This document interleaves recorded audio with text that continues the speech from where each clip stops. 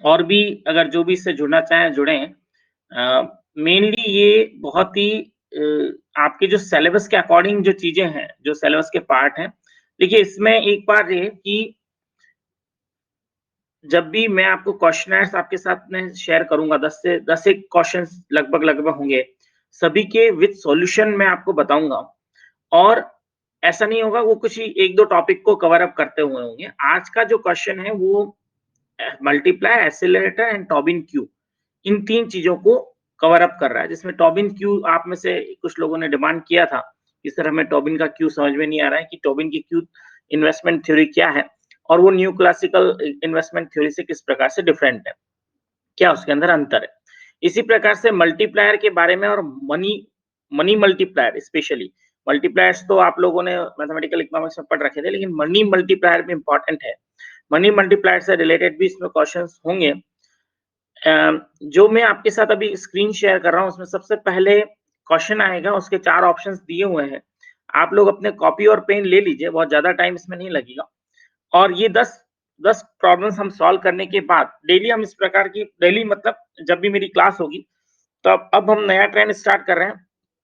मैंने जैसा आपको कहा था अप्रैल से हम लोगों को आप लोगों को क्वेश्चंस करने हैं। डेली आप लोग ज़्यादा से ज़्यादा आपका ये प्रयास होना चाहिए 100 क्वेश्चंस आप सॉल्व करें डेली के ऑब्जेक्टिव टाइप। नोट कर लीजिए, आपको डेली के 100 क्वेश्चन सॉल्व करने हैं, चाहे आपको हिंदी मीडियम बुक्स मिलें, आपको पुराने आईएएस के पेपर्स हों, पुराने आरएस के पेपर्स हों, कॉलेज लेक्चरशिप के पेपर्स हों, नेट के पेपर्स हों, कोई भी पेपर्स लीजिए और अपने सिलेबस के अकॉर्डिंग 100 क्वेश्चंस आप डेली सॉल्व कीजिए। कुछ इंडियन इकोनॉमी के पार्ट हो सकता है, कुछ राजस्थान की इकोनॉमी का हो सकता है, कुछ आपका ग्रोथ एंड डेवलपमेंट का, अलग-अलग जो पार्ट है उसका। और मैं कुछ सेलेक्टेड क्वेश्चंस आपके साथ जब भी मेरी क्लास होगी, तब यही पैटर्न रहेगा कि एमसीक्यू 10 क्वेश्चन हम सॉल्व करेंगे और उसके बाद मेरा जो 1 या 2 टॉपिक जो मैं कवर अप करना चाहता हूँ, वो हम कवर अप करेंगे। तो आप अपने कॉपी पेन ले लीजिए, अपना अपना आप आंसर लिखते जाइए, अपना असेसमेंट खुद करिए। मैं किसी का असेसमेंट नहीं करना चाहता हूँ, ना मैं ये देखना चाहता हूँ कौन अच्छा कर रहा है, कौन बेकार कर रहा है।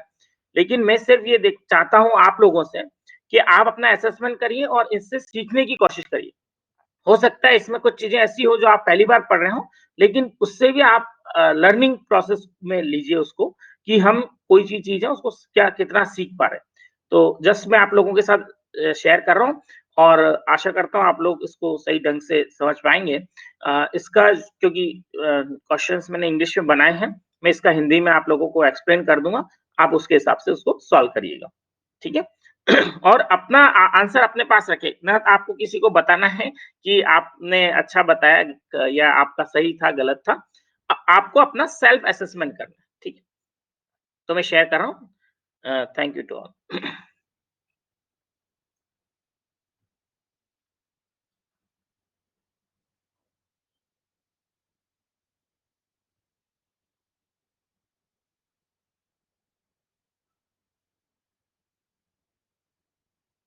ये एमसीक्यू है, टेस्ट मेरा इसको मैंने फर्स्ट नंबर का टेस्ट दिया। इसके अंदर 3 चीज़ें हैं multiplier, accelerator and Tobin Q. First question आप लोगों के लिए है, अगर सी 40 प्लस 0.45 वाईडी, वाईडी यानी कि आपका डिस्पोजेबल इनकम है, तो आप कैलकुलेट करिए मार्जिनल प्रोपेंसिटी टू सेव क्या होगा?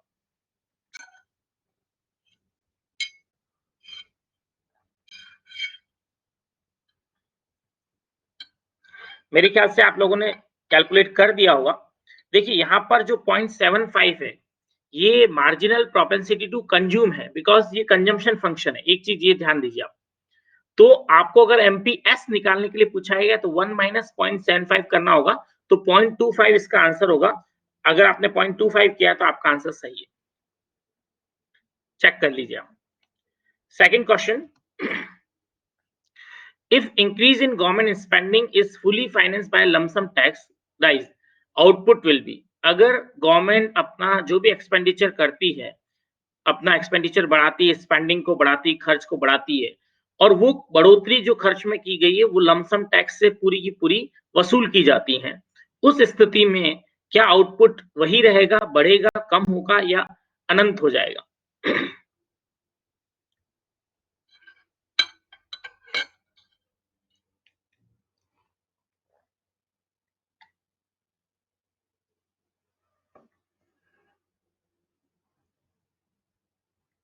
मेरे ख्याल से आपने कर लिया होगा। ये बजट बैलेंस बजट मल्टीप्लायर का क्वेश्चन है।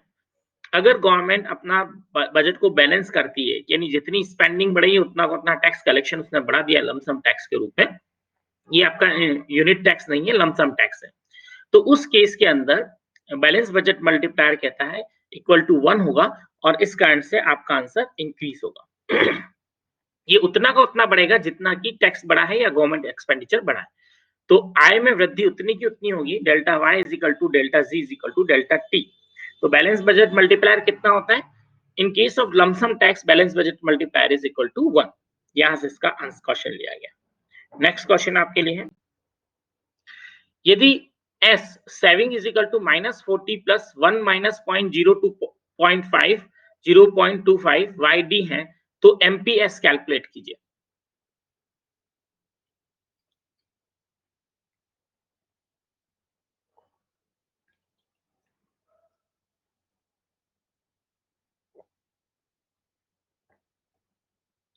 देखिए इस क्वेश्चन के अंदर क्योंकि सेविंग फंक्शन है, वापस मैं आपको यही कंसेप्ट बताना चाह रहा था। तो यहाँ पर MPS कितना होगा 1 माइनस 0.025, तो इसका मतलब होगा कि MPS हमारा है 0.75, इसलिए डायरेक्टली हम आंसर लिखेंगे 1.75। ए आंसर आपका करेक्ट है। नेक्स्ट क्वेश्चन लीजिए, if C is equal to y plus 40 plus YD multiplier calculate कीजिए। गुणक।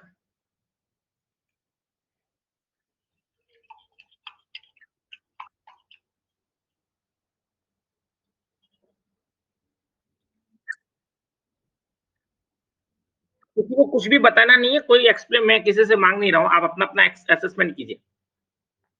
सेल्फ असेसमेंट करने के लिए है ये, मुझे ना बताना है ना आपको किसी को बताना है। देखिए यहाँ पर मल्टीप्लायर क्या होता है, वन भाई वन जो भी बोल रहा है वो बेवकूफ है, उसको ध्यान होना चाहिए वन तो एमपीसी है। मल्टीप्लायर 1/1 माइनस है ना, तो इतनी बड़ी बेवकूफी मत कीजिए आप।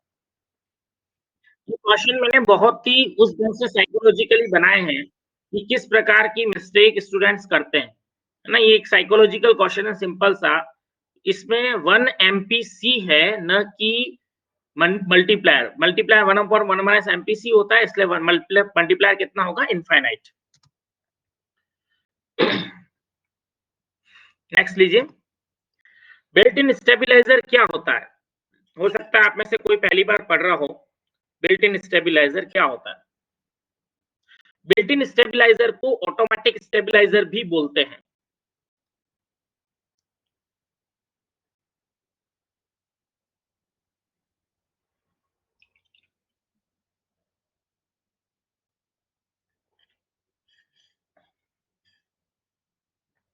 देखिए बिल्ट इन स्टेबलाइजर वो होता है जो कोई भी इकोनॉमी के अंदर कोई भी चेंजेस आता है, जैसे कि अप्स एंड डाउन्स इकोनॉमी के अंदर आते रहते हैं, तो जो कुछ समय तक के लिए परमानेंटली सॉल्यूशन नहीं है। एक बात आप नोट कीजिए, बिल्ट इन स्टेबलाइजर या automatic stabiliser is not a permanent solution to any problem, any economic problem due to fluctuations, due to business cycle. लेकिन इसके अंदर इनकम टैक्स, इनडायरेक्ट टैक्सेस या अनएम्प्लॉयमेंट अलाउंसेस कुछ हद तक अगर तेजी है, यानी कि बूम चल रहा है, तो इस स्थिति में उसको इनकम टैक्स कंट्रोल करेगा। मंदी है तो अनएम्प्लॉयमेंट अलाउंस उसको कंट्रोल करता है। तो ये तीनों ही चीजें आपकी क्या है, बिल्ट इन स्टेबलाइजर या ऑटोमेटिक स्टेबलाइजर है, जो कि कुछ हद तक जो फ्लक्चुएशंस है उसको कंट्रोल करने में इकोनॉमी की मदद करता है। बट हमेशा ध्यान रखिए ये these are not the permanent solution to the economic fluctuations और business cycles. Built in stabiliser और automatic stabiliser automatically stabilise the economy. तो ये सारी चीजें आपकी चारों ही चीजें क्या है, built in stabiliser. Next question लीजिए। हाँ, ये अगर हो सकता है आप में से अभी कोई टॉबिन को क्यों नहीं पढ़ा हो तो उसको ये थोड़ा सा दिक्कत हो सकता है इस क्वेश्चन में। यहाँ पे सीधा ये पूछा है, if Tobin's Q is greater than 1 investment क्या होगा?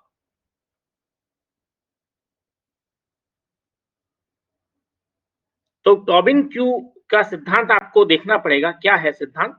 उसके बाद आप बता पाएंगे कि अगर टॉबिन का क्यू ग्रेटर देन 1 है तो इन्वेस्टमेंट क्या होगा, इंक्रीज होगा। टॉबिन क्यू थ्योरी जो है वो क्या कहती है? टॉबिन क्यू थ्योरी ये बताती हैं कि जो भी करंट में हमारे पास में जितना भी इन्वेस्टेड कैपिटल है उसकी स्टॉक वैल्यू क्या है, यानी कि आप कह दीजिए उसकी मार्केट प्राइस क्या है, स्टॉक वैल्यू स्टॉक मार्केट के अंदर। और प्लस दूसरा, अगर मैं उसको करंटली आज उसी को परचेज करना चाहूं तो उसकी वैल्यू क्या होगी, उसका जो रेशियो है वो टॉबिन्स क्यू कहलाता है। इसे आप देख लीजिए आगे। Tobin Q is equal to market value of install capital divided by replacement cost of the install capital. Replacement cost मतलब अगर उसी कैपिटल को आज परचेज किया जाए तो कितना लगेगा और आज उसकी मार्केट वैल्यू कितनी है। तो इंस्टॉल कैपिटल की मार्केट वैल्यू और उसकी रिप्लेसमेंट कॉस्ट का जो रेशियो है वो टॉबिन क्यू कहलाता है। अगर ये रेशियो एक से ज्यादा हुआ, इसका मतलब कि मार्केट वैल्यू यानी कि कैपिटल की जो इंस्टॉल कैपिटल उसकी मार्केट वैल्यू ज्यादा है, उस कंडीशन के अंदर क्या होगा कि इन्वेस्टमेंट बढ़ेगा। और अगर मार्केट वैल्यू कम है, यानी अगर ये एक से कम है, तो इन्वेस्टमेंट डिसइन्वेस्टमेंट होगा या इन्वेस्टमेंट कम होगा। ठीक है, तो आंसर आपका हुआ टॉबिन क्यू में अगर क्यू की वैल्यू एक से ज्यादा है तो इन्वेस्टमेंट बढ़ेगा, इंक्रीज होगा। नेक्स्ट वही क्वेश्चन है, according to Q theory of investment, if market value of install capital is greater than replacement cost of install capital, then Q क्या होगा आपका, ग्रेटर देन 1 होगा। फर्स्ट आंसर है। सेम क्वेश्चन है, उसी को मैंने अलग ढंग से रिप्रेजेंट किया। थर्ड क्वेश्चन है, Tobin's Q current and future expected profit from install capital, ये टॉबिन क्यू निकाला जाता है। And new classical theory of investment, देखिए इन दोनों में डिफरेंस क्या है। टॉबिन का जो क्यू थ्योरी है वो ये बताती है कि करंट वैल्यू हमारी स्टॉक की क्या है और फ्यूचर एक्सपेक्टेड प्रॉफिट हमारा क्या है। इनके डिफरेंस के बेस पर टॉबिन के आधार के अनुसार इन्वेस्टमेंट किया जाता है कि अगर हमारी मार्केट वैल्यू जो आज की जो मार्केट वैल्यू हमारी इंस्टॉल कैपिटल की जो मार्केट वैल्यू है स्टॉक के अकॉर्डिंग, वो अगर हमारी ज्यादा है तो हम क्या करेंगे, इन्वेस्टमेंट बढ़ाएंगे। इसी प्रकार से जो new classical theory of investment है वो किसके ऊपर बेस्ड है, वो मार्जिनल एफिशिएंसी ऑफ कैपिटल के ऊपर बेस्ड है। अब अगर आपकी एमईसी प्रॉफिट पे से ज्यादा है, मार्जिनल एफिशिएंसी ऑफ कैपिटल ज्यादा है, तो आप क्या कहेंगे कि इन्वेस्टमेंट होना चाहिए। और अगर एमईसी कम है, मार्जिनल एफिशिएंसी ऑफ कैपिटल कम है, तो इन्वेस्टमेंट नहीं होना चाहिए, डिसइन्वेस्टमेंट। तो दोनों ही जो थ्योरीज हैं, चाहे वो न्यू क्लासिकल थ्योरी हो या टॉबिन की जो क्यूब थ्योरी है, वो दोनों ही थ्योरीज क्या है, सेम है, एक दूसरे के सिमिलर है। तो बी आंसर आपका हुआ। नेक्स्ट क्वेश्चन है, व्हाट इज ट्रू, ये क्वेश्चन आप लोगों के लिए है। अकॉर्डिंग टू एसिलेटर मॉडल, जो एसिलेटर आपका मॉडल है, गुणक ये मल्टीप्लायर तो गुणक है, एक्सीलरेटर आपने पढ़ा ही होगा। इन्वेंट्री इन्वेस्टमेंट का जो एसिलेटर मॉडल है, जो एसिलेटर मॉडल अगर आपको ध्यान नहीं हो तो मैं बता दूं आपको कि एसिलेटर मॉडल का मतलब है कैपिटल आउटपुट रेशियो, कि कैपिटल और आउटपुट यानी कि change in capital upon change in output is equal to capital output ratio. इसके आधार पर, और यही जो capital output ratio that is accelerator. तो इसमें एक्सीलरेटर मॉडल के अंदर इन्वेंट्री इन्वेस्टमेंट का जो मॉडल है उसमें दो बातें यहाँ पे लिखी गई है। ये प्रोपोर्शनल होता है आउटपुट के और इनवर्सली प्रोपोर्शनल होता है तो रियल इंटरेस्ट रेट के। तो क्या ये दोनों ही सही है, पॉइंट ए और पॉइंट बी, या फिर ए सही है या फिर बी सही है या फिर कोई भी सही नहीं, ये आपका क्वेश्चन।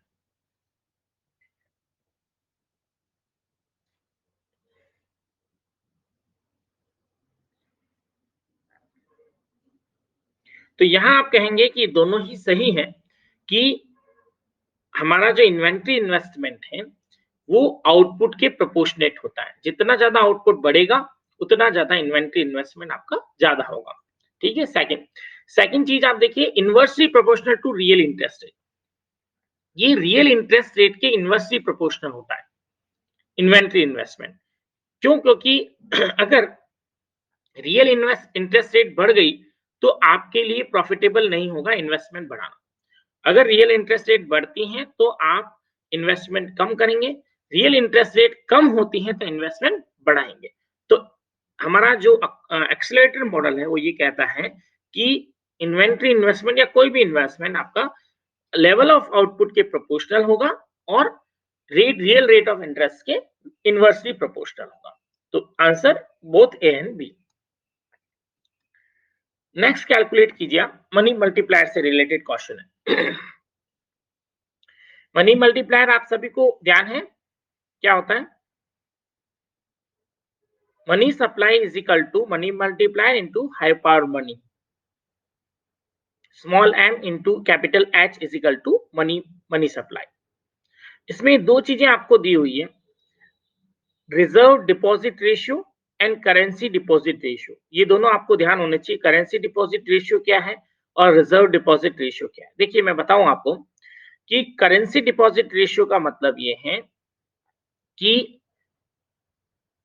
जो भी व्यक्ति हैं वो अपने पास में डिपॉजिट का कितना रेशियो करेंसी का के रूप में रखते हैं। कुछ डिपॉजिट रखते हैं, कुछ करेंसी रखते हैं।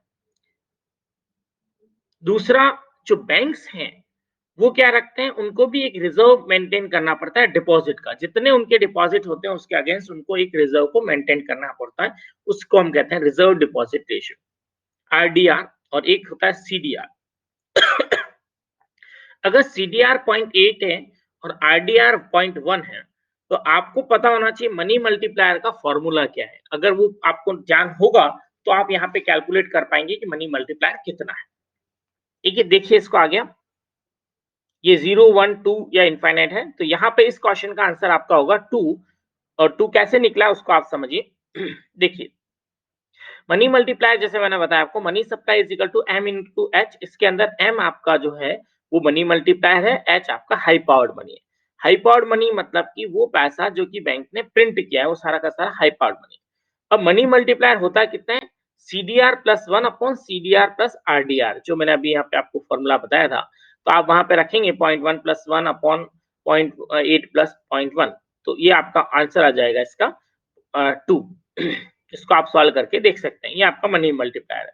अगर आप में से किसी ने इसको डिटेल में पढ़ा हो तो मैं उसको बता दूं कि आप ये फॉर्मूला भी कहाँ से आएगा, है ना, ये किस ढंग से आएगा। अगर किसी को डिटेल चाहिए तो मैं उसको उसको एक्सप्लेन कर सकता हूँ।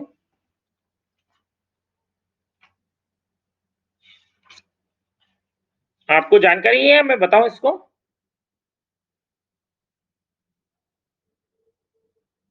आप सुन पा रहे हैं मुझे?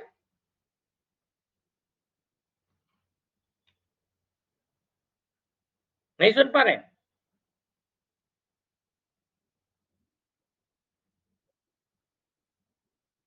हाँ नहीं, जानकारी नहीं हो तो मैं एक्सप्लेन करूं।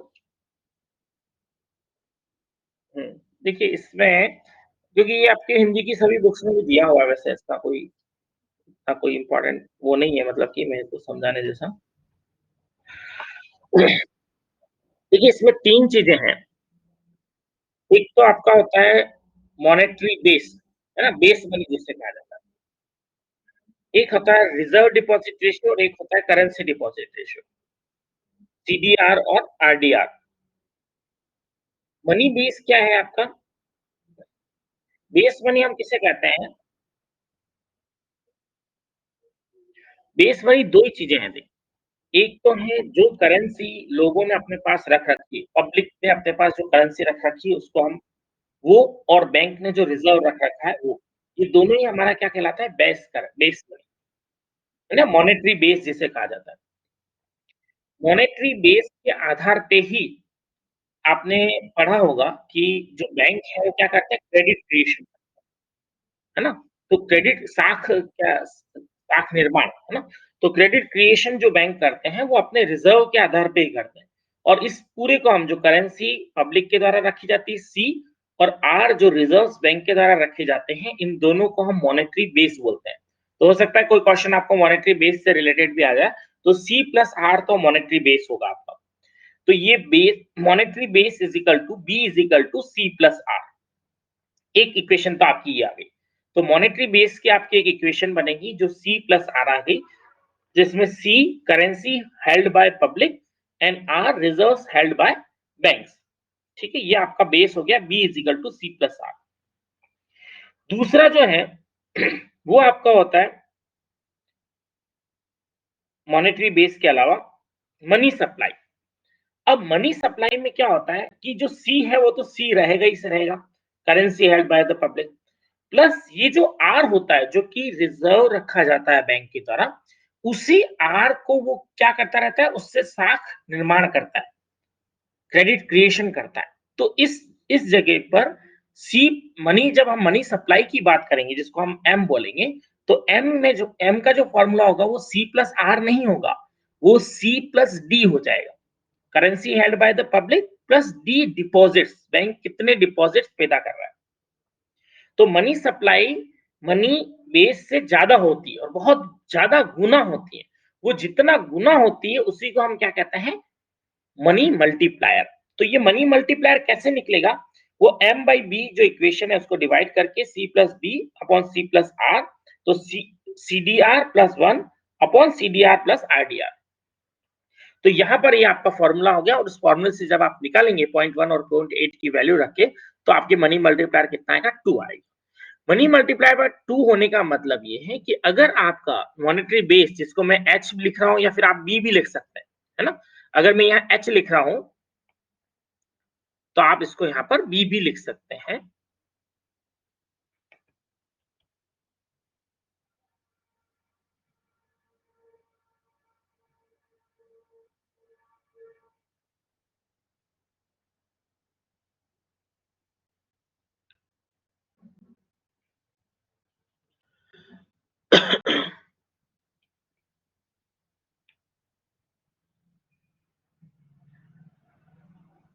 तो ये जो आपका क्वेश्चन है, इसका आंसर आप अगर निकालेंगे तो आपका फॉर्मूला होगा C D R plus one upon C D R plus R D R. तो 0.1 प्लस वन वो हो गया 1.1 डिवाइडेड बाय 0.1 प्लस 0.8 यानी 0.9, यानी 1.1 अपॉन 0.9 आप करेंगे तो आपका ये आ जाएगा, सॉरी 1.8 प्लस 0.9, 1.8 प्लस 0.9 करेंगे तो कितना आएगा आपका 2। तो आपका आंसर हो गया 2। ठीक है, इस प्रकार से मनी मल्टीप्लाई निकाला जाता है। तो हाई बार मनी का कुछ गुणक होता है मनी सप्लाई, और ये कितना गुणक होगा एक इसके ऊपर डिपेंड करेगा कितना क्रेडिट क्रिएशन किया गया, साख निर्माण कितना किया गया। नेक्स्ट क्वेश्चन है आपके लिए, पिक द करेक्ट वन। सही चुने इनमें से। दो स्टेटमेंट आपको दे रखे हैं, money supply is proportional to high power money and money multiplier is inversely proportional to CDR and RDR. बताइए, फॉर्मूला अभी मैंने आपको बताया था। क्या money supply high power money के प्रोपोर्शनल होती है, और दूसरा क्या मनी मल्टीप्लायर इनवर्सली प्रोपोर्शनल होता है सीडीआर या आरडीआर के। देखिए, उस फॉर्मूले में अगर आप सीडीआर और आरडीआर को बढ़ाते हैं तो मनी मल्टीप्लायर क्या होगा आपका, बताइए। मनी मल्टीप्लायर कब पावरफुल होगा, सीडीआर आरडीआर क्या है, एक बार मैं वापस एक्सप्लेन करूं। सीडीआर का मतलब है currency deposit ratio. Currency deposit ratio का मतलब डिमांड डिपॉजिट का कितना लोग अपने पास रखते हैं, that is currency deposit ratio. C people hold as a fraction of their holdings of demand deposit. जितना उनकी डिमांड डिपॉजिट है उतना किसका कितना फ्रैक्शन अपने पास लोग रख रहे हैं, वो करेंसी डिपॉजिट रेशियो है। रिजर्व डिपॉजिट रेशियो जस्ट ऐसा ही है कि बैंक अपना रिजर्व कितना रख रहे हैं डिपॉजिट्स का।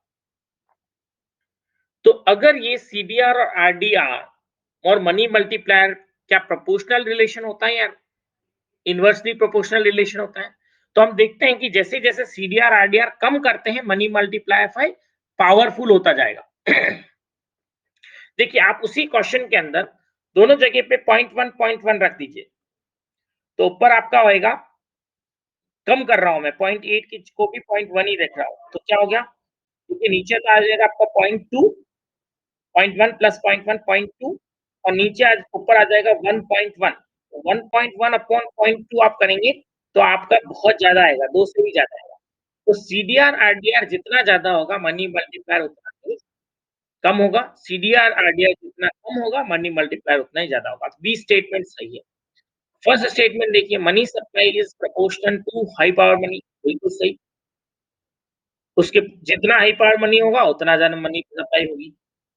तो इसके प्रोपोर्शनल होती है, हम कहेंगे दोनों ही आंसर सही है A and B, both are true. Next कीजिए, वापस से आपके लिए ये माइंड ब्लोइंग एक्सरसाइज है सभी। Pick the correct one, money multiplier is based money और money multiplier is CDR plus 1 upon CDR plus RDR. तो बी आंसर तो सही लग रहा है, CDR plus 1 upon CDR plus RDR money multiplier होता है, बिल्कुल सही। लेकिन मनी मल्टीप्लायर बेस मनी नहीं होता है। बेस मनी तो किसे कहते हैं हम? हाई पावर मनी या बेस मनी, जो कि होता है आपका C plus R, that is base money. तो ए आंसर गलत है, ओनली बी करेक्ट लग रहा है। ठीक है, तो यहीं मैं इसको एंड करता हूँ। आई थिंक आप लोगों को कुछ चीजें थोड़ा सा लगी होगी कि इसमें कुछ अपन को नई बात सीखने को मिली है, तो इसी प्रकार से मैंने सोचा कि कुछ नया आपको दिया जाए।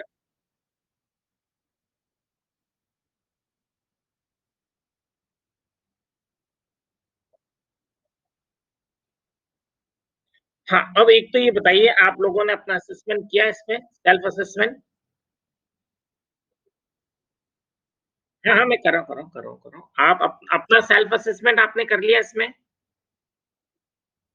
देखिए, इस ये जो तीनों ही टॉपिक थे, एक तो मनी मल्टीप्लायर का था, टॉबिन का क्यू का था, और एक बेसिक जो चीज़ें थी स्टार्टिंग में मल्टीप्लायर से रिलेटेड। उसमें हितेश देखो, तुमने भी एक सिंपल सा क्वेश्चन एक बार थोड़ा जल्दीबाजी में गलत कर दिया था। आप देखिए, ये जो मैंने अभी इसको लिया है, ये पैटर्न मैंने जो चेंज किया है, उसके पीछे रीज़न यही था कि एक तो मोनोटोनसली मैं आपको पढ़ाता जाता हूँ, आप लोग भी बोर हो जाते हैं कि क्या है, क्या नहीं है। और दूसरा क्या होता है कि हम अपना माइंड यूज़ ही नहीं करना करते हैं। हमें लगता है बहुत सिंपल, तो ये जो सिंपल चीज़ें हैं, वो भी किस ढंग से लिखी गई है। पहली चीज़ तो एक ध्यान रखिए, जब भी आप ऑब्जेक्टिव टाइप क्वेश्चन सॉल्व करें, उसको इक्वेशन को ज़रूर पढ़िए। क्या था, कई बार सी को अगर दिया हुआ है, सी इज इक्वल टू आपको दे रखा है, तो वो एमपीसी होगा। एस इज इक्वल टू दे रखा है, तो डायरेक्टली एमपीएस होगा। अगर एस इक्वेशन दे रखी है और एमपीसी भी पूछ सकता है, सी इक्वेशन दे रखी है, एमपीएस भी, ऐसा कहीं भी हो सकता है, कुछ भी हो सकता है। हम क्या करते हैं, और कॉन्फिडेंस में चीजों को पढ़ते नहीं। आप आते हुए भी चीजें ऑब्जेक्टिव टाइप क्वेश्चंस के अंदर हम सभी गलत करते हैं, चाहे मैं हूं या आप हो, कोई भी हो। गलत करने के पीछे रीजन जो है, वो है प्रेजेंस ऑफ माइंड नहीं होता है, ओवर कॉन्फिडेंस होता है। और हमें लगता है, तो आपने कहीं पढ़ रखा हो, तो वो हमेशा ध्यान रखिए, आपके दिमाग में जो चीजें हैं, आंखें देखती नहीं है। आंखें कभी भी, आंखें इतनी आलसी होती है, जो उसको दिमाग में दिख गया वही देख लेती, दिमाग कुछ और देख रहा होता है। जैसे अभी आप लोगों ने यहाँ देखा, तो आपको सी जो एमपीसी है, वो भी आपको मल्टीप्लायर दिख, तो दिमाग कुछ और चीजें देख रहे हैं और एक्चुअली कुछ और चीजें। तो इस सबसे इम्पोर्टेंट चीज़ है, पहले जो भी आप क्वेश्चन देख रहे हैं, उसको ढंग से पढ़िए, फिर उसके ऊपर अपना लॉजिक लगाइए, फिर आँखें बंद कीजिए, सोचिए कि वास्तव में जो लिखा हुआ वो क्या चीज़ है ना? तो इसलिए थोड़ा-सा ब्रेन आपका फ्री होना बहुत ज़रूरी है। हाँ, अब मैं सेकंड क्वेश्चन वापस रिपीट करना है ना इसमें? सेकंड क्वेश्चन ही कह रहे हैं हम? हाँ, 1 second.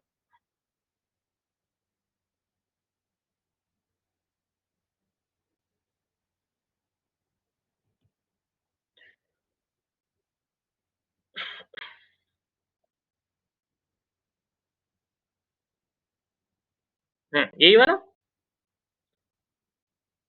Increase in government spending is fully financed by the lump sum. हुँ,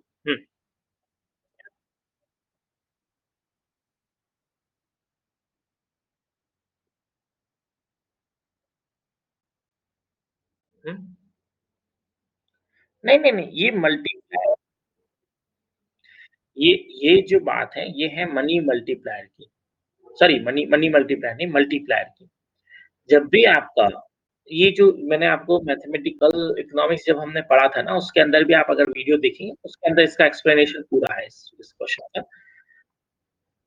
जब भी हम इस प्रकार के लमसम टैक्स की बात करेंगे, उस इक्वेशन में आपको लेना है केवल, आपकी इक्वेशन जो है y is equal to c plus i plus b plus x minus m वाली है ना, उसी इक्वेशन में होते रहते हैं ये सारे सवाल।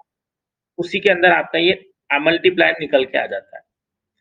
तो ये जो मल्टीप्लायर है, वो आपका ये होगा कि हम अगर स्पेंडिंग को बढ़ाते हैं और टैक्स को भी बढ़ाते हैं, है ना? स्पेंडिंग जितनी बढ़ा रहा हूँ, उतने का उतना मैं खर अपना टैक्स कलेक्शन कर रहा हूँ। ये यूँ है, इस क्वेश्चन को आप ऐसे समझिए कि सरकार ने 100 करोड़ रुपए का एडिशनल लमसम टैक्स लगा दिया, है ना? जो कि आपकी इनकम से रिलेटेड नहीं है।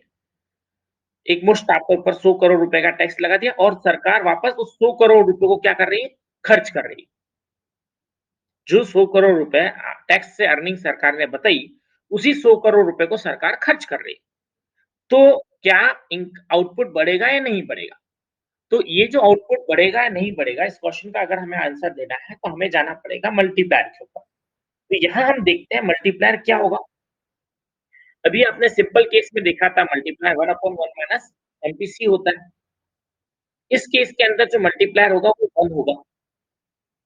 तो जितना डेल्टा y कितना होगा delta y upon delta t करेंगे, तो जितना डेल्टा y हुआ है, उतना का उतना डेल्टा t हुआ है, उतना का उतना आपका आउटपुट भी बढ़ जाएगा।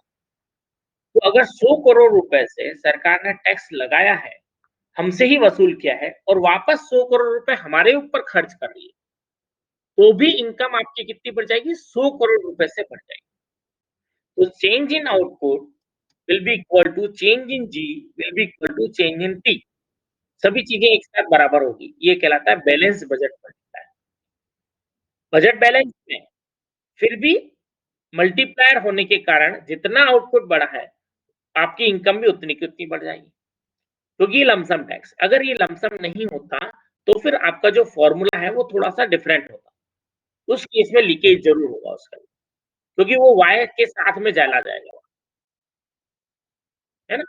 तो इसको आप उसमें भी देख सकते हैं और भी अगर ज़रूरत होगी तो मैं आपको इसको बताऊँगा जब एक क्वेश्चन में 1-2 और ले लूँगा। अगर आपको इससे रिलेटेड प्रॉब्लम आ रही है, तो मैं टैक्स के साथ में 1-2 क्वेश्चन्स और इस मल्टीप्लायर के हम किसी और जगह पे अटैच कर दूँगा। तो आई थिंक आप लोगों को कुछ क्लैरिटी हुई है इसके बारे में कि मल्टीप्लायर्स क्या है, मनी मल्टीप्लायर क्या है और आपका हाई पावर मनी क्या है और टॉबिन्स का क्यू क्या है?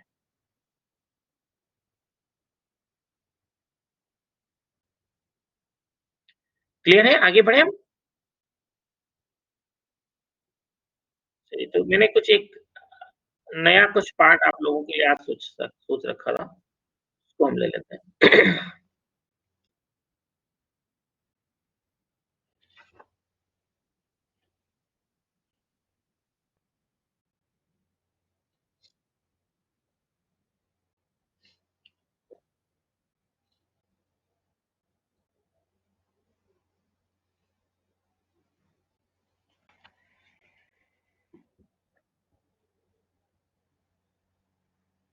और किसी को कोई इसमें इश्यू हो तो पूछ सकता है अभी?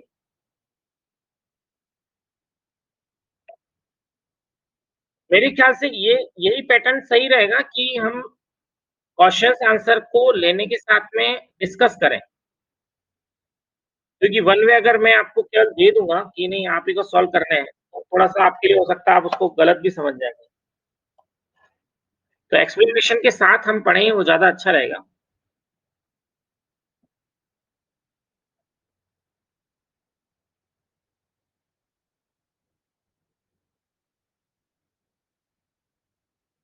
देखिए नेक्स्ट जो पार्ट है अपना, आज का जो इसमें मुझे कवर करना है, वो पार्ट आपका रिलेटेड है, कुछ 2-3 नए कांसेप्ट से रिलेटेड है, क्योंकि हल्के-फुल्के हैं, बहुत ज़्यादा टिपिकल नहीं है। एक तो मेरे ख्याल से आप लोग जानते होंगे, आपके सिलेबस में लिखी हुई थी, इसीलिए मैंने उस पार्ट को लिया है। गुड्स, बैड्स और न्यूट्रल, ये वर्ड आपके सिलेबस में ही लिखा हुआ है, इसलिए मुझे इस चीज़ को लेना पड़ा है। आप में से कितने लोग जानते हैं कि गुड्स क्या होती है, बैड्स क्या होती है, न्यूट्रल्स क्या होते हैं? कमोडिटी 3 प्रकार की जो कमोडिटीज़ होती है। अभी मैं मेरिट गुड्स की और इनकी हम बात नहीं कर रहे हैं, सिंपल गुड्स की बात करें केवल।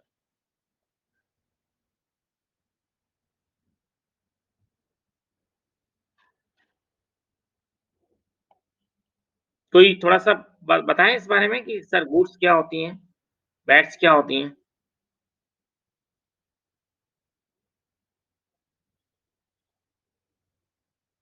जानकारी है आपको हम गुड्स किसे कहेंगे?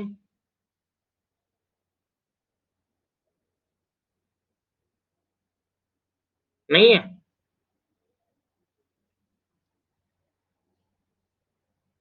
गुड्स यानी कि कमोडिटी वस्तु।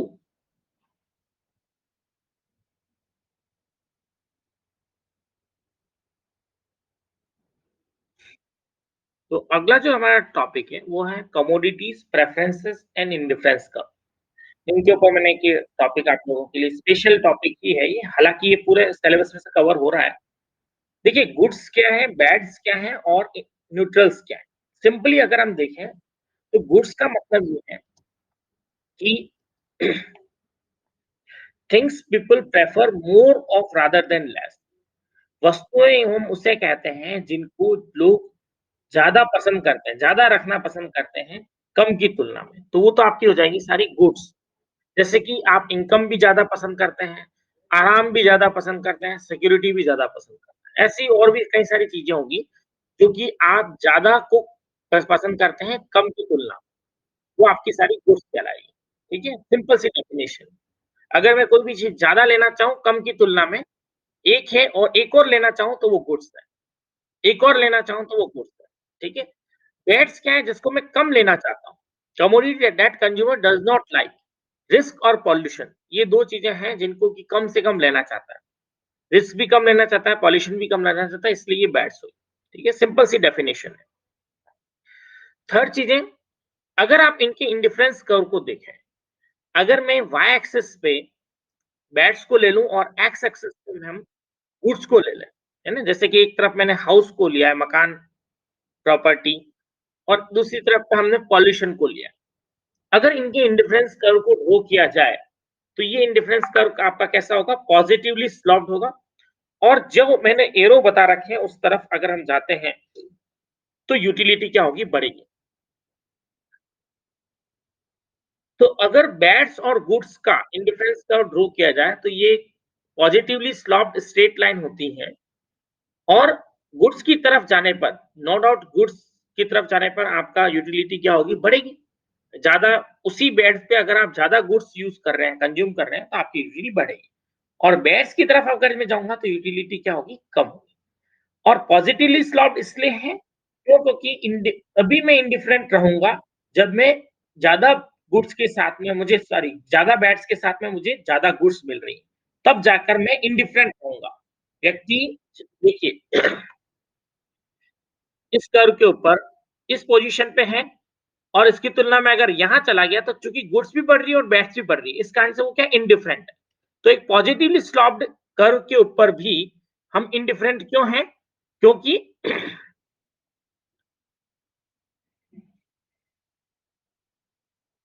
क्योंकि ज़्यादा गुड्स के साथ में ज़्यादा बैड्स मिल रही है। इस कारण से जो कर्व होगा आपका वो पॉजिटिवली स्लॉप्ड होगा। नेक्स्ट आप देखिए कि अगर एक तो ये कम क्लियर हो गया आपका कि अगर मैं एक तरफ बैट्स लेता हूँ क्योंकि ये आपके सिलेबस का पार्ट है, पॉल्यूशन आपके सिलेबस में है, एनवायरनमेंट पॉल्यूशन वगैरह। तो अगर आप उसको किसी भी गुड्स के साथ में प्लॉट करते हैं तो इंडिफरेंस कर्व आपका पॉजिटिवली स्लोप होगा। नेक्स्ट लीजिए न्यूट्रल्स क्या चीज़ है? न्यूट्रल्स वो चीज़ है जिसके लिए कंज्यूमर को कोई लेना-देना नहीं है, उसका कंजम्पशन बढ़े या कम हो, उसकी यूटिलिटी स्थिर रहेगी। वो ज़्यादा कंज़्यूम कर रहा है तब भी यूटिलिटी क्या रहेगी उसकी? स्थिर रहेगी, उसी इंडिफरेंस कर्व के ऊपर वो रहेगा, तो वो कमोडिटी क्या कहलाएगी? आपकी न्यूट्रल। कोई भी कमोडिटी जिसका कि कंज़म्पशन बढ़ने पर या घटने पर कंज्यूमर क्या रहे? इंडिफरेंट रहे, तो वो आपका न्यूट्रल कहलाएगी। Does not care about its consumption.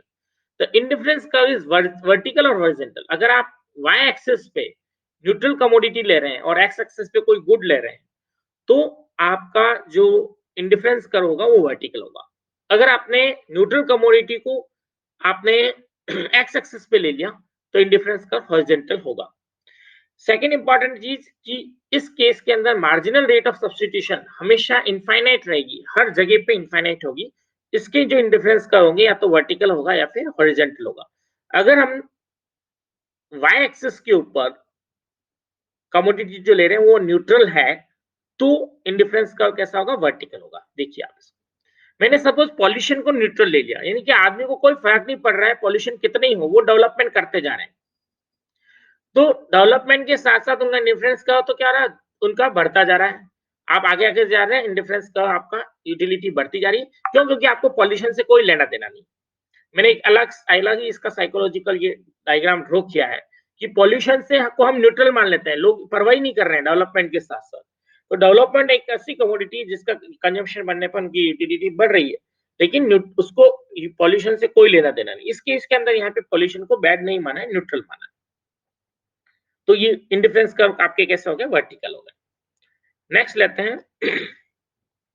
अब आपका आता है नेक्स्ट जो पार्ट है हमारा कमोडिटीज का हो गया। अब प्रेफरेंसेस के ऊपर चलते हैं। आप में से सभी ने प्रेफरेंसेस को पढ़ रखा है। प्रेफरेंसेस यानी कि कोई दो चीजें मैं आपको देता हूं, आपने एग्जांपल सुने भी होंगे। कोई एक बंडल है जिसके अंदर की सपोज बनाना और आपने एप्पल का सुना होगा एग्जांपल, या कोई भी। तो प्रेफरेंसेस दो प्रकार की हैं।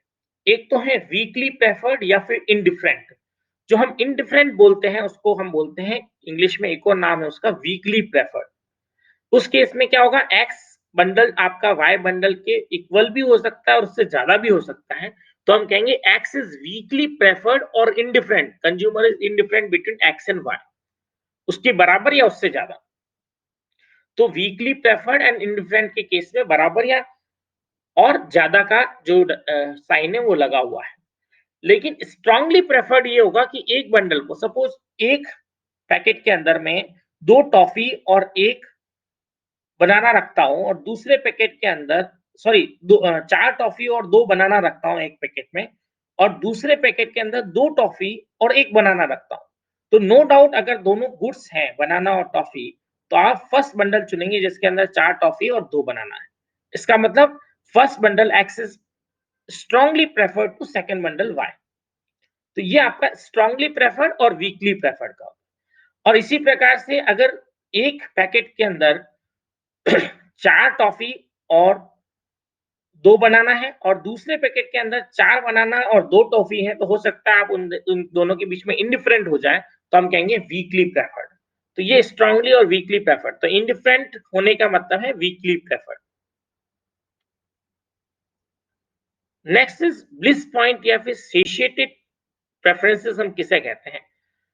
सेशिएट प्रेफरेंस आपकी वो होगी जो आप जिसको चुन रहे हैं वो आपकी सेशिएट प्रेफरेंस होगी, और इसके चारों तरफ आपका इंडिफरेंस कर्व रहेंगे, और उन सभी इंडिफरेंस कर्व के ऊपर जो आपने चुना है उसकी तुलना में आपकी यूटिलिटी क्या होगी, कम होगी। Where there is some overall best bundle, जो आपका बेस्ट बंडल है वो आपका क्या कहलाएगा, सेशिएट प्रेफरेंस या ब्लिस पॉइंट, जिसको सेशिएशन भी बोलते हैं इंग्लिश में, या ब्लिस पॉइंट भी कहते हैं। और इंडिफरेंस कर्व इसके चारों तरफ सराउंडेड रहते हैं, ये इस प्रकार से। तो आपका जो सेशिएशन पॉइंट है जिसको आपने चुन लिया, x1 और x2 आपका चुना हुआ पॉइंट है, जो अभी जैसा मैंने कहा था कि चार टॉफी और दो बनाना वाला पैकेट आपने चुन लिया, तो सभी इंडिफरेंस कर्व इसके चारों तरफ होंगे, और उन सभी के ऊपर जो यूटिलिटी होगी वो क्या होगी, कम होगी, क्योंकि उसके केस में आपको एक चीज खोने पर दूसरी मिलेगी।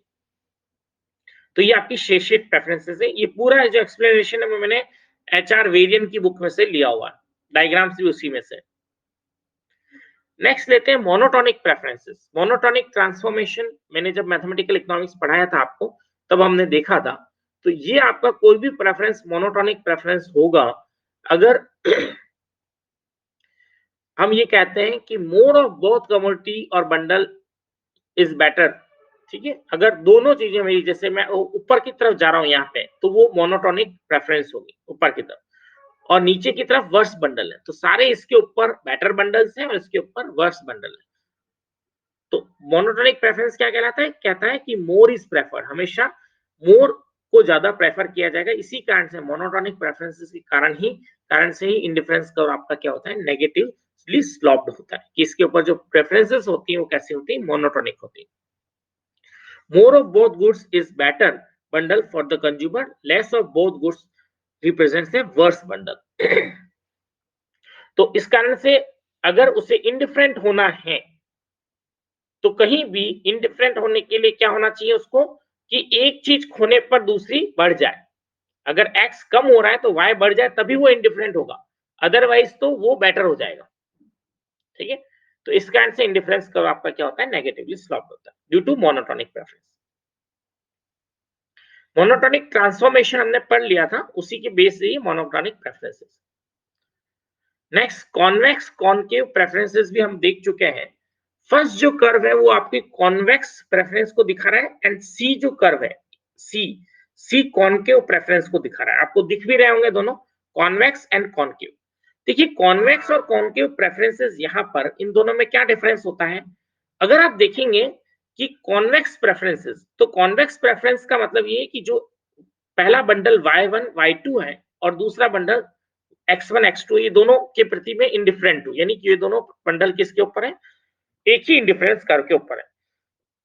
लेकिन अगर मैं इनका एवरेज बंडल निकालूं, जो कि यहां पर बीच में आएगा, ये एवरेज बंडल अगर पुराने दोनों बंडलों से ज्यादा प्रेफर किया जाता है, और हम यहाँ देख भी रहे हैं कि इसको मैं ज्यादा प्रेफर करूंगा, क्योंकि ये बंडल जो एवरेज मेरा बंडल है वो हायर डिफरेंस कर्व के ऊपर होगा।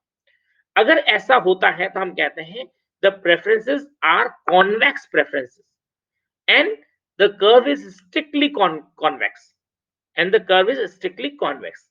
और इसी प्रकार से अगर आप ये देखें कि कॉनकेव प्रेफरेंसेस कब होगी? जब इनका जो एवरेज है, एवरेज प्रेफरेंस पहले की तुलना में क्या हो? कम हो। यूटिलिटी एवरेज के ऊपर जो यूटिलिटी पहले की तुलना में कम हो, तो जो प्रेफरेंस होगी आपकी वो कॉनकेव प्रेफरेंस होगी। तो अगर यूटिलिटी एवरेज बंडल के ऊपर जो ऑलरेडी जो बंडल है उनकी तुलना में ज्यादा हो, तो हम कहेंगे convex preferences, otherwise concave preferences. और ये इन दोनों में डिफरेंस।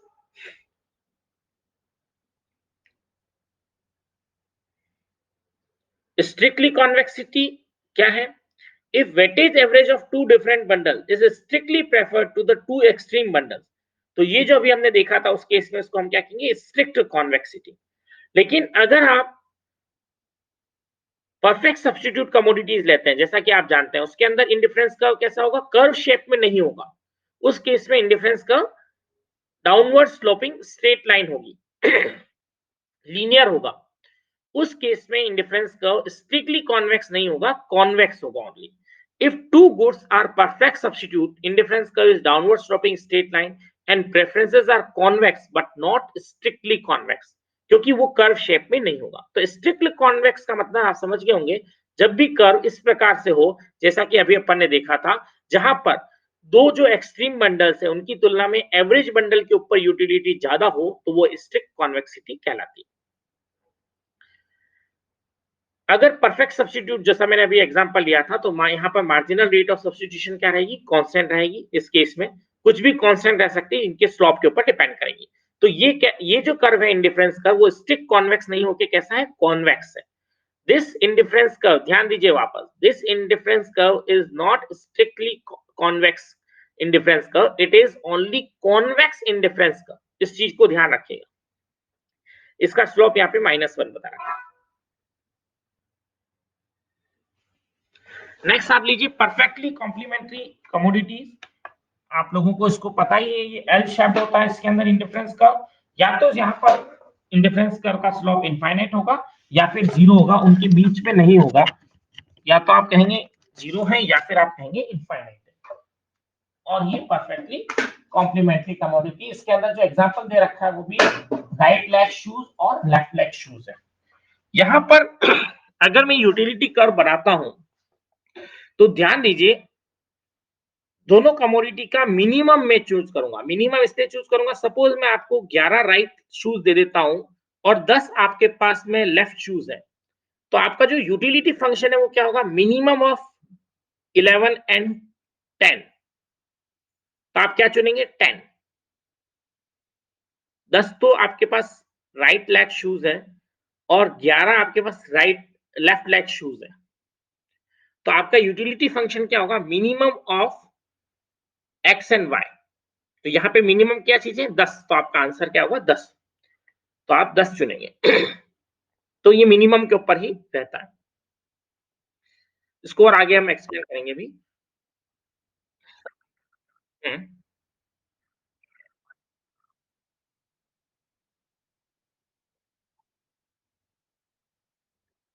कहाँ पे क्या कह रहे हो?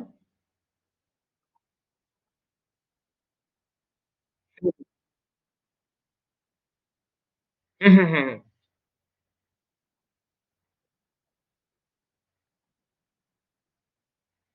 हम्म हम्म। देखिए इन मार्जिनल रेट ऑफ सब्स्टिट्यूशन क्या होती है? It is delta Y upon delta X. ठीक है, delta Y upon delta X is equal to MRS, है ना। डेल्टा वाई यानी कि आप कितना वाई छोड़ रहे हैं और उसके लिए कितना एक्स, एक्स बढ़ाने पर कितना वाई छोड़ रहे हैं, ठीक है। अब यहाँ से यहाँ चलते हैं, देखिए आप एक एक करके देखिए इसको, ये मैं एरो ले रहा हूँ, है ना। ये आप मेरा राइट राइट शूज का मतलब एक्स ले लीजिए, लेफ्ट शूज का मतलब वाई ले लीजिए, ठीक है। अगर हम यहाँ से यहाँ चलते हैं, डेल्टा एक्स मैंने एक बढ़ा दिया, राइट शूज मैंने एक बढ़ाया, डेल्टा एक्स, ठीक है। तो वाई में कितना छोड़ रहा हूँ बताइए।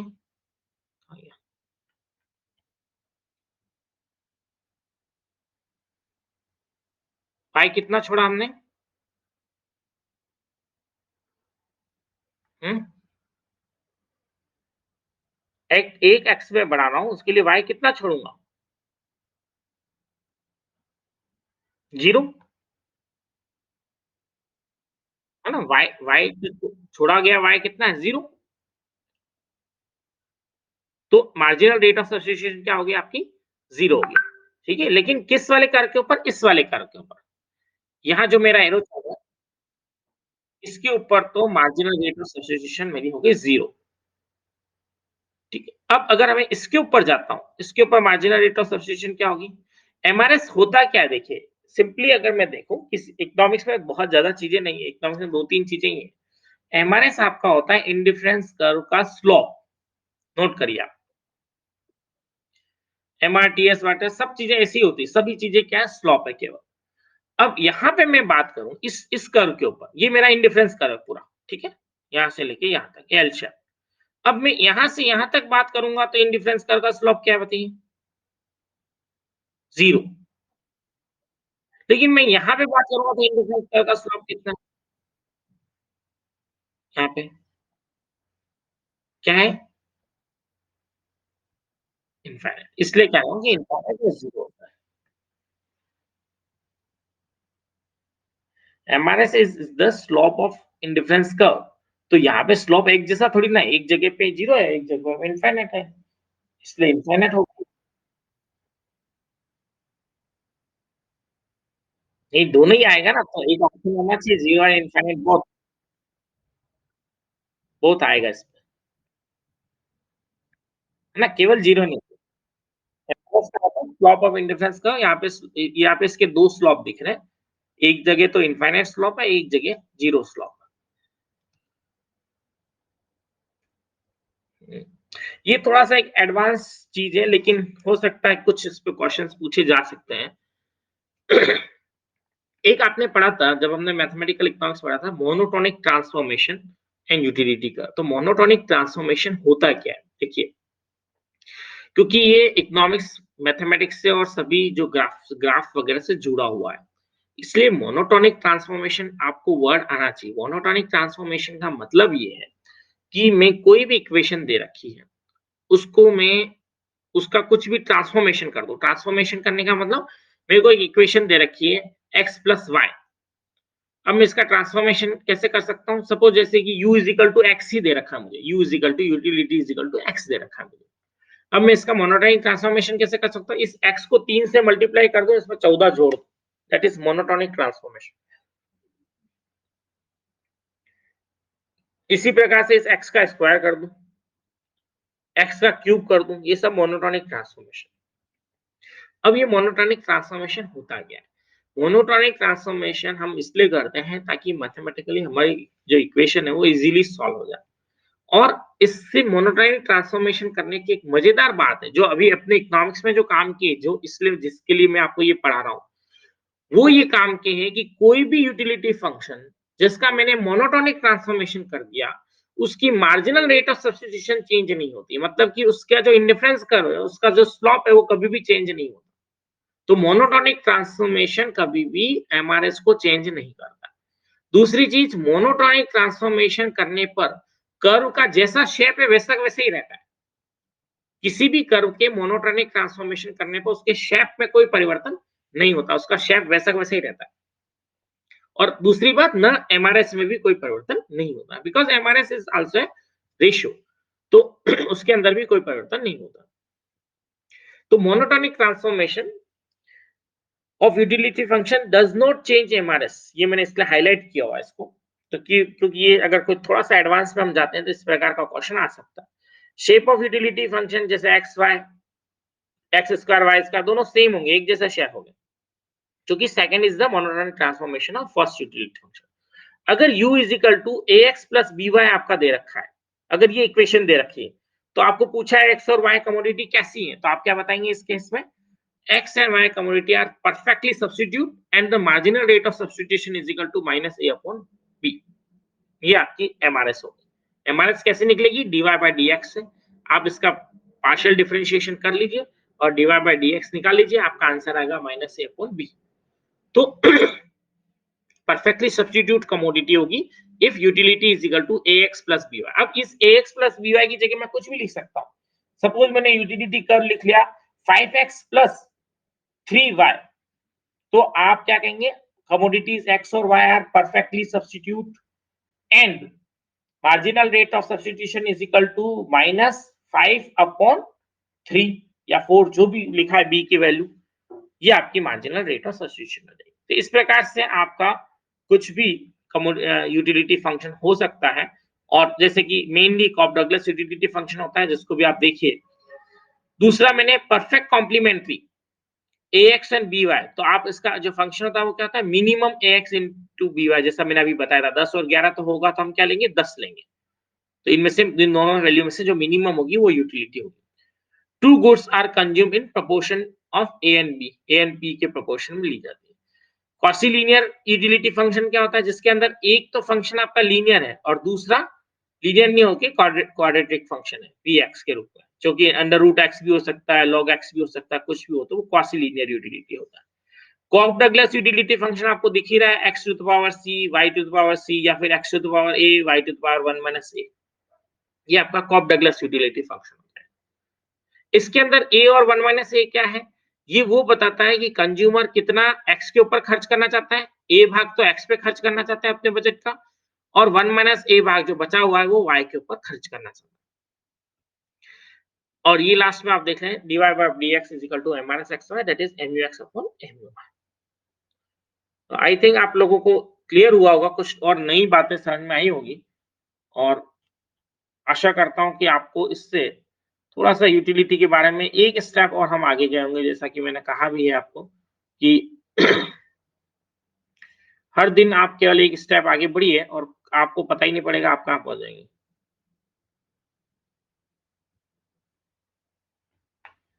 क्लियर है? हाँ, तो जब जब भी मैं थोड़ा ब्रेक देके आप लोगों को पढ़ाऊँगा, आपको बहुत अच्छा लगेगा।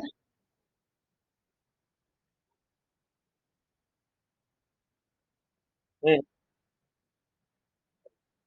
न्यूट्रल कमोडिटी वो है जिसके बारे में आपको कोई उससे आप मतलब नहीं रखते हैं, वो न्यूट्रल कमोडिटी जिससे, है ना? तो इसलिए आपका जो वर्टिकल इंडिफरेंस कर्व बन गया, अगर आपने वाई एक्सिस पे न्यूट्रल ले रखी है कमोडिटी, तो वर्टिकल बनेगा, अगर आपने एक्स एक्सिस पे कमोडिटी न्यूट्रल ले रखी है, तो हॉरिज़ॉन्टल बनेगा। ठीक है? चलिए नेक्स्ट क्लास में मिलते हैं वापस आपसे, और कोई क्वेरीज़ हो तो पूछ लीजिए आप इस क्लास से रिलेटेड। नेक्स्ट में हम ग्रोथ का जो चैप्टर है वो कंप्लीट करेंगे कल, छुट्टी है संडे को, कल देखते हैं। Okay, okay, thank